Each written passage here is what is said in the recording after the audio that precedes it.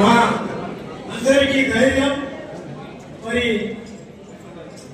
జిహెచ్ఎంసీలో ఖాళీ ఒక అడుగు పెడితే వాళ్ళ ఎంత ప్రభావం జరుగుతుందో మీరు చూస్తా ఉన్నారు.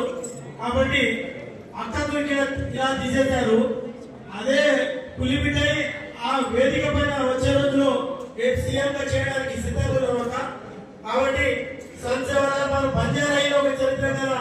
మా బంజారా కర్మరైతే అక్క బంజారాయిలో మా బంజారా పిల్లలందరినీ కూర్చోబెట్టి సత్యదేవరాల వాళ్ళ జయంతిని ఇక్కడ జరిపించడం చాలా ఆనందకరమైన విషయం.